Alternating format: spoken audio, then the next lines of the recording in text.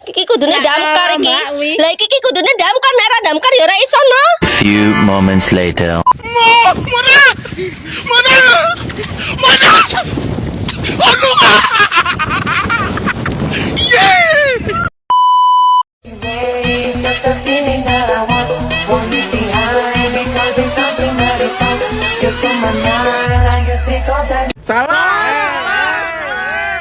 Warahmatullahi wabarakatuh. Kami dari kelompok 2 akan mempresentasikan berakhirnya politik apartheid di Afrika Selatan yang beranggotakan saya Ahmad Baya, saya Om Iksan, saya Triwahini, saya Rosida Fitria.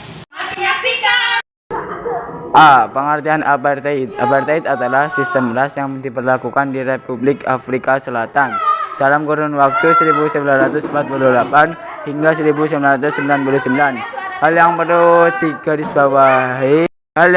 perlu digarisbawahi dalam sistem apartheid adalah legalisasi hukum atas diskriminasi terhadap orang kulit berwarna atau kulit hitam. Dalam sistem itu, orang-orang kulit putih memiliki hal istimewa untuk memperoleh perumahan, pekerjaan, akses pendidikan, dan akses kekuasaan politik. Selanjutnya di cikal bakal terbentuknya apartheid, pemukiman Belanda itu dikenal dengan nama kaum Boer. Ketika emas ditemukan di tanah-tanah kesukuan pada 1795, pasukan Inggris membuat kendali atas koloni Tanjung Harapan. Warga Inggris beremigrasi ke Afrika Selatan dan menyingkirkan para pemukim Afrika. Para pemukim Belanda berjuang mempertahankan dan merebut kekuasaan atas wilayah mereka tempati. Hal ini melahirkan perang Anglo-Boer 1 dan 2. Orang-orang Inggris setelah bernegosiasi dengan jenderal keluarga Boer membentuk Komisi Urutan Pribumi Asli Afrika Selatan. Dalam menegosiasi itu diusulkan segregasi pemisahan Asia di bidang lahan, tenaga kerja, pendidikan, dan politik. Afrika Selatan memperoleh status dominan dalam kerajaan Inggris. 10 tahun berikutnya pemerintahan gabungan pemukiman Inggris Afrikaner, kaum Boer, dengan undangan wilayah tersebut memaksa orang suku-suku asli Afrika yang tidak adalah kaum mayoritas dengan mencukupi 85% penduduk. Cengkeraman Partai Nasional, sebuah partai yang semua anggotanya berkulit putih, semakin kuat. Proses pemisahan orang-orang asli Afrika dari orang-orang kulit putih semakin gencar. Sebaliknya, orang-orang kulit hitam dimanfaatkan sebagai tenaga kerja murah di perkebunan milik kaum kulit putih.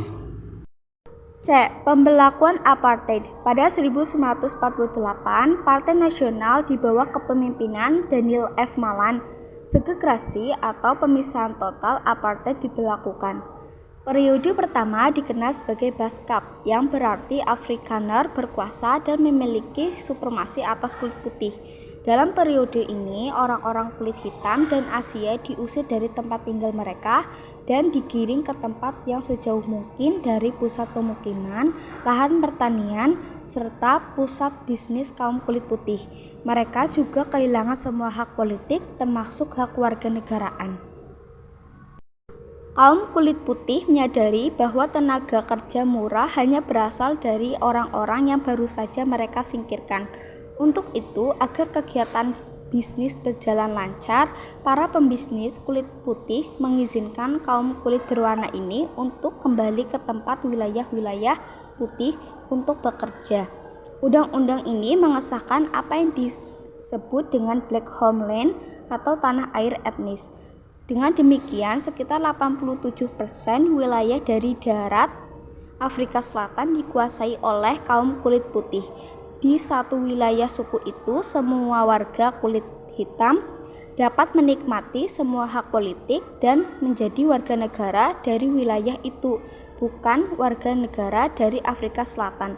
Sementara itu, mereka yang bekerja di tanah orang-orang putih tidak diperbolehkan mengikut sertakan keluarganya. Semua warga non-kulit putih wajib membawa buku izin atau buku kehidupan. Buku izin itu tercantum akte perkawinan, akte kelahiran, dan surat izin kerja. Mereka yang ditangkap tanpa membawa surat izin akan dijebloskan ke dalam penjara dan disiksa. D. Perlawanan terhadap apartheid. Pelaksanaan sistem apartheid mendapat perlawanan dari para tokoh Afrika Selatan yang tergabung dalam Kongres Nasional Afrika atau Afrika Nasional Congress ANC.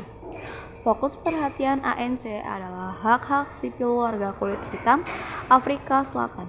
Pada awal 1995, ANC mengirim 50.000 sukarelawan ke kota-kota dan kampung-kampung untuk menyekap aspirasi dari seluruh penduduk Afrika Selatan.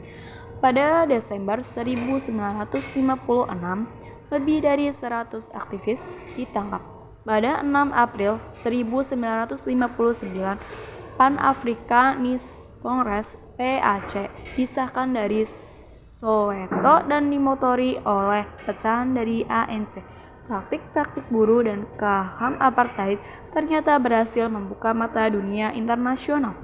Pada 1983, 600 organisasi Afrika Selatan bersama-sama membentuk Front Demokrasi Bersatu. Pada 1989, pemimpin Partai Nasional Frederik Willem de Klerk menjadi Perdana Menteri. Apartheid resmi berakhir pada 1994.